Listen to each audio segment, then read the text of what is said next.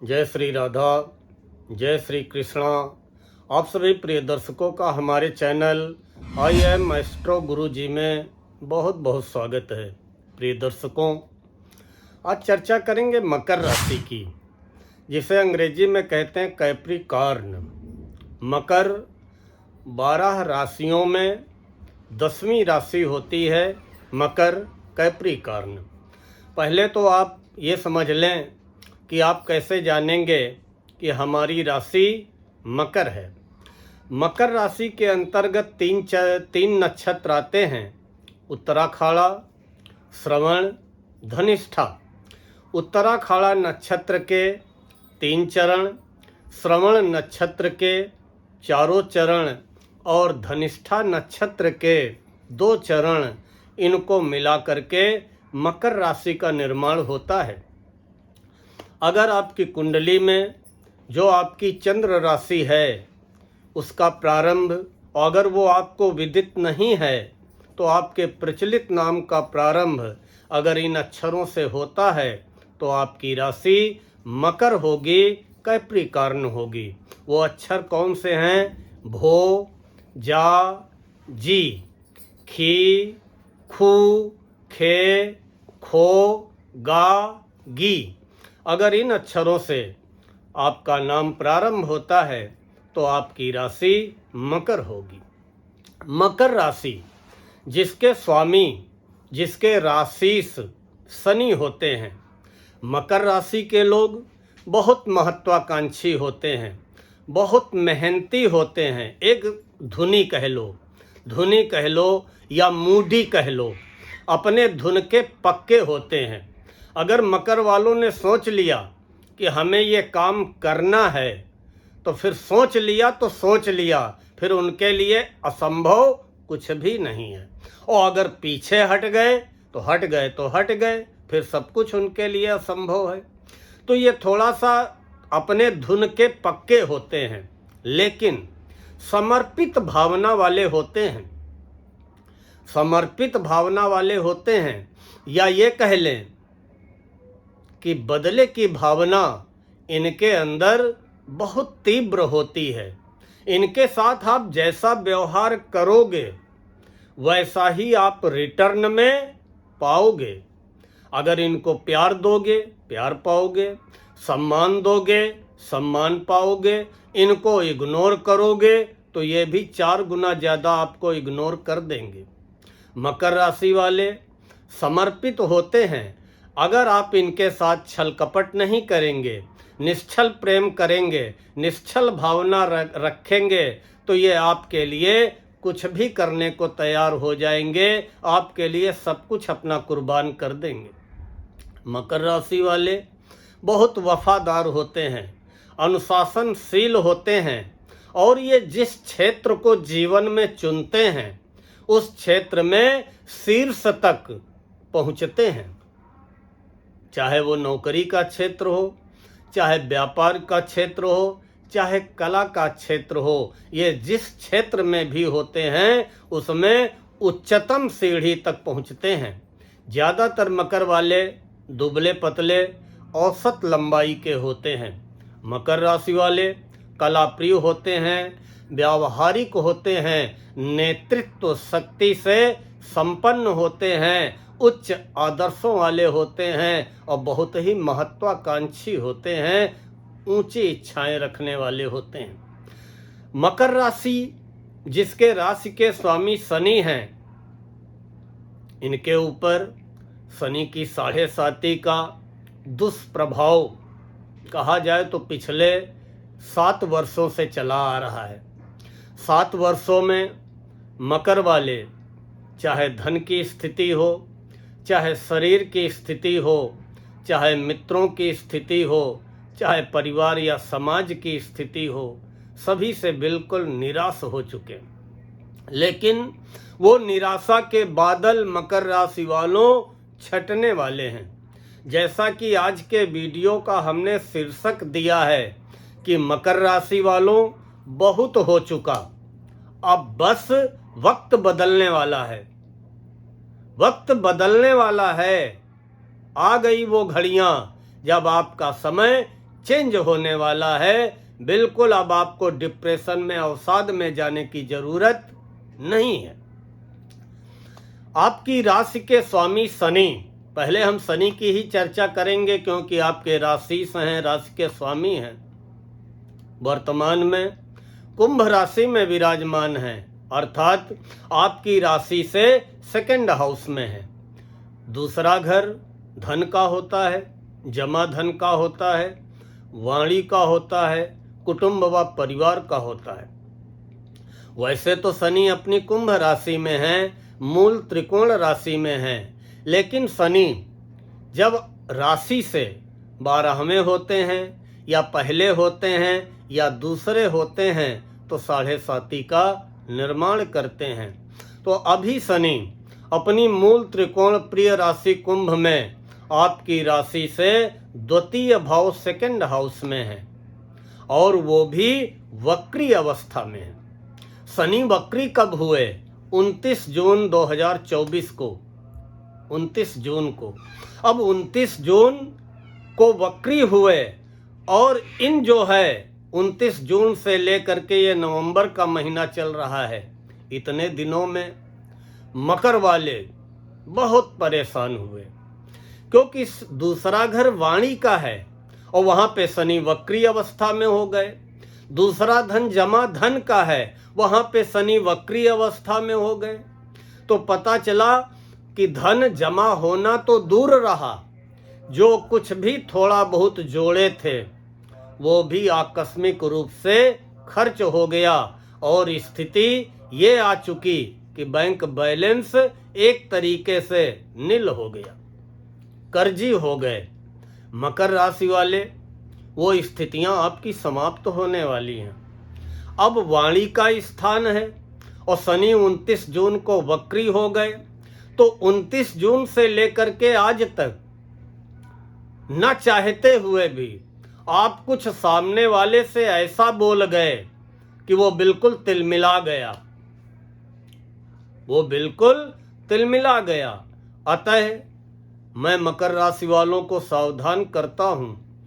खैर अब तो 15 नवंबर आ गया है कि फिलहाल 15 नवंबर तक जब तक शनि वक्री हैं अपनी वाणी पे नियंत्रण रखें, अपने क्रोध पे नियंत्रण रखें और जुबान से कोई शब्द निकालने के पहले एक बार नहीं 100 बार सोच लें कि हम ये जो बोलने जा रहे हैं इसका सामने वाले के ऊपर पॉजिटिव असर पड़ेगा या निगेटिव असर पड़ेगा। मकर राशि वालों, जब 29 जून को शनि आपके धन भाव में वक्री हुए तो स्थितियां बहुत विपरीत हो गईं। जिस पे भरोसा किया उसी ने धोखा दिया, जिससे आशा लगाई उसी ने आपको निराश किया और धन के दर्शन तक दुर्लभ हो गए।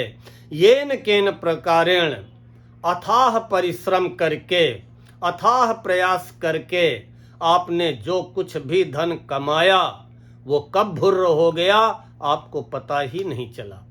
लेकिन अब परेशान होने की जरूरत नहीं है। गतस्य सोचनम नास्ति, जो बीत गया सो बीत गया, लेकिन अब आगे उजाला है, अंधकार समाप्त हो चुका है।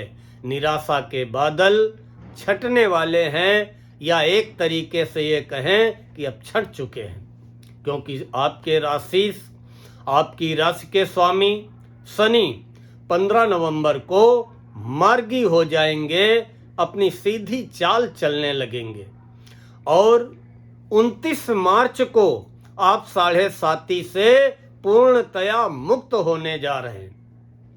29 मार्च को जैसे ही शनि राशि परिवर्तन करके मीन राशि में प्रवेश करेंगे वैसे ही आप 7.5 से मुक्त हो जाएंगे और शनि आपकी राशि से थर्ड हाउस, तीसरे घर में पहुंच जाएंगे।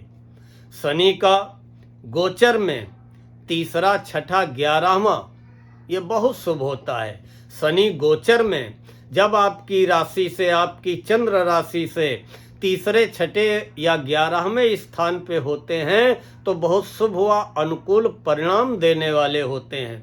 तो शनि आपकी राशि से 29 मार्च को तीसरे होने जा रहे हैं।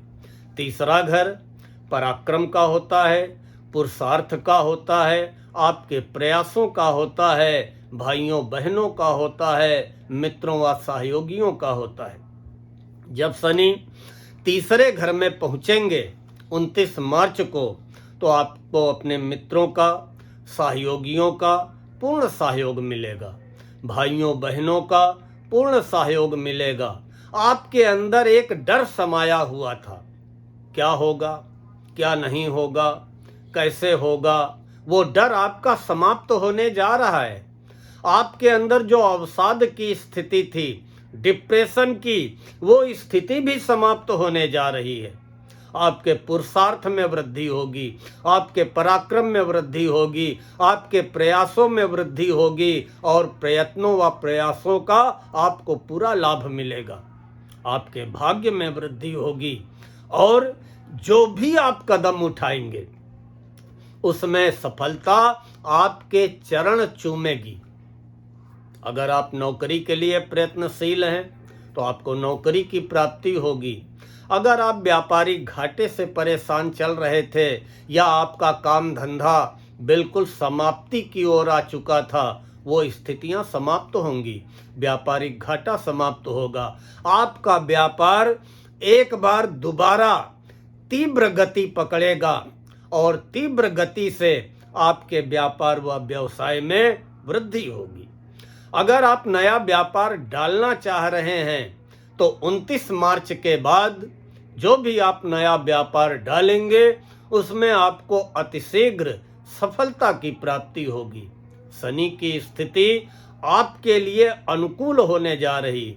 शनि आपके राशि के स्वामी हैं, आपके धन के स्वामी हैं, तो आपको शरीर को लेकर के जो दिक्कतें थी, क्योंकि काफ़ी दिनों से कोई न कोई शरीर में आपको समस्या लगी ही रहती थी, वो समस्याएं, शारीरिक दिक्कतें आपकी समाप्त होने वाली हैं।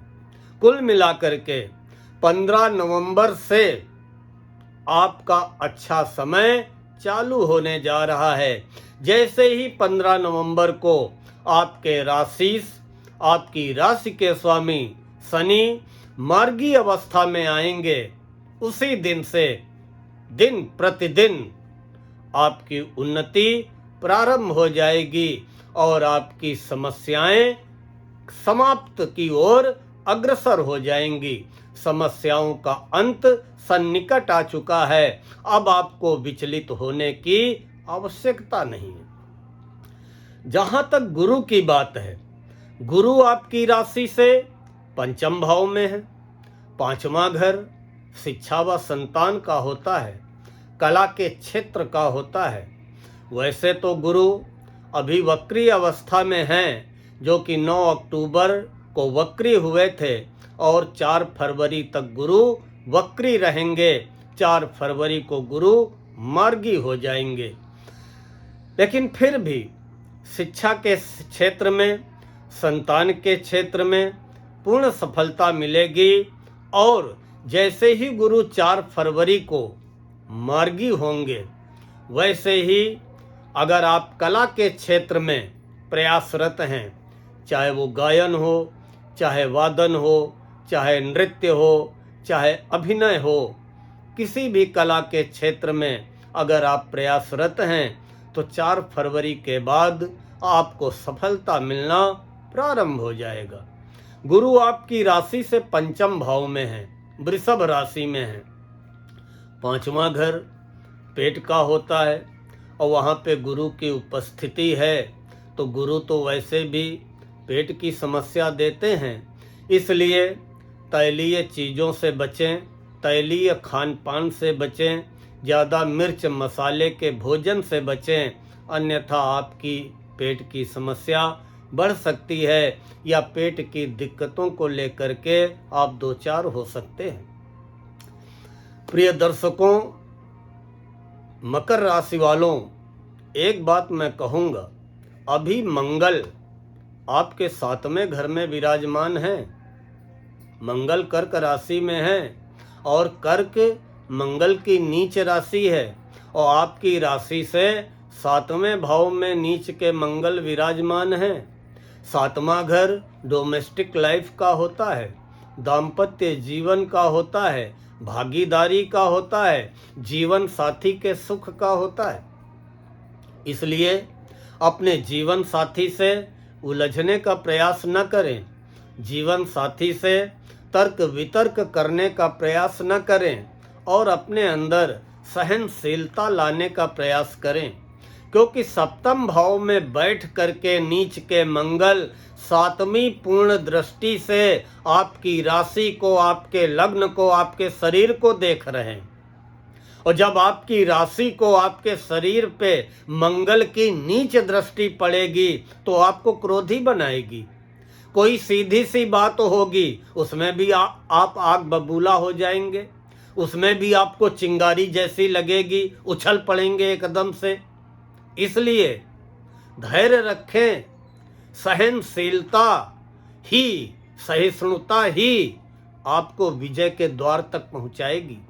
इसलिए आप अपने क्रोध पे नियंत्रण रखें। अभी तो मंगल वक्री होने जा रहे हैं। मंगल 7 दिसंबर को वक्री हो जाएंगे और 24 फरवरी तक वक्री रहेंगे। तो वक्री अवस्था में मंगल और ताकतवर हो जाते हैं। इसलिए हर मंगल हनुमान मंदिर जाते रहें, प्रसाद चढ़ाते रहें, बाबा से अर्जी लगाते रहें और अपने क्रोध, अपनी वाणी पे नियंत्रण रखना बहुत आवश्यक है। अगर आप सफलता चाहते हैं, सफलता के उच्चतम सोपान तक पहुंचना चाहते हैं, तो आपको अपने क्रोध पे, अपनी जल्दबाजी पे, अपनी वाणी पे नियंत्रण रखना पड़ेगा। वैसे तो मकर का स्वभाव है बदला लेने की भावना, बदले की भावना मकर वालों पे अति तीव्र पाई जाती है।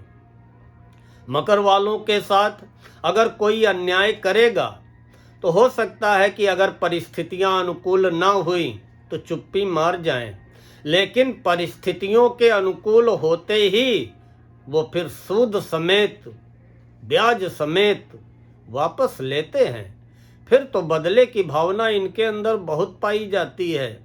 फिर भी मैं मकर वालों को यही सलाह दूंगा कि आप धैर्य रखें, क्रोध व वाणी पे नियंत्रण रखें, जल्दबाजी पे नियंत्रण रखें, क्योंकि अब आपके बुरे दिन समाप्त हो चुके हैं।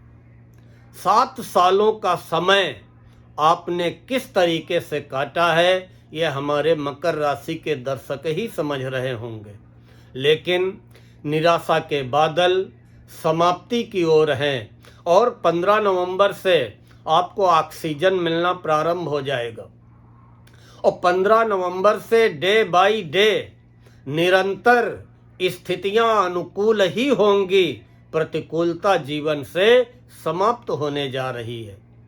जहां तक राहु की बात है, राहु तो आपकी राशि से 3रे भाव में है और कहते हैं कि गोचर में 3रे, 6ठे, 11वें राहु बहुत शुभ परिणाम देने वाले होते हैं। तो अभी तो राहु आपके अनुकूल हैं, आपके पुरुषार्थ पराक्रम में वृद्धि करेंगे और कभी कभी कहते हैं कि ज़्यादा पराक्रम, ज़्यादा जोश भी हानिकारक होता है। इसलिए अधिक जोश में आने की आवश्यकता नहीं है, या जोश में आइए लेकिन अपना होश मत खोइए।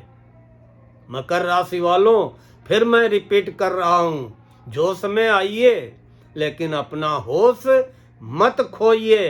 अगर होश खो देंगे तो वो जोश आपको नुकसान भी पहुंचा सकता है। लेकिन फिर भी राहु अभी 18 मई 2025 तक बहुत आपके लिए अनुकूल हैं। एकाएक आपको ऊंचाइयों पे पहुंचाने वाले हैं, आपने सोचा भी नहीं होगा। आकस्मिक रूप से कोई ऐसी खबर आपको मिलेगी, आकस्मिक रूप से एकाएक आपको कोई ऐसा समाचार मिलेगा कि आप खुद जो है चौंक जाएंगे। चमत्कारिक रूप से अचानक राहु एकाएक आपको फर्श से अर्श की ओर पहुंचा देंगे। विश्वास रखिए, आने वाला समय आपके लिए स्वर्णिम काल बन करके आ रहा है। जो आप चाहेंगे, चाहे नौकरी हो, चाहे पढ़ाई हो, चाहे प्रतियोगी परीक्षाओं में सफलता की बात हो, चाहे दाम्पत्य जीवन की बात हो, चाहे संतान की बात हो, चाहे शारीरिक समस्या की बात हो, ये सारी स्थितियां आपके अनुकूल होने जा रही हैं। इसलिए मकर राशि वालों, आपको कहीं से भी विचलित होने की आवश्यकता नहीं है। आपका अच्छा समय अतिशीघ्र प्रारंभ होने वाला है। लेकिन फिर भी मैं फिर आपसे कह रहा हूं कि आने वाले 2-3 महीने हर मंगलवार हनुमान मंदिर अवश्य जाते रहें।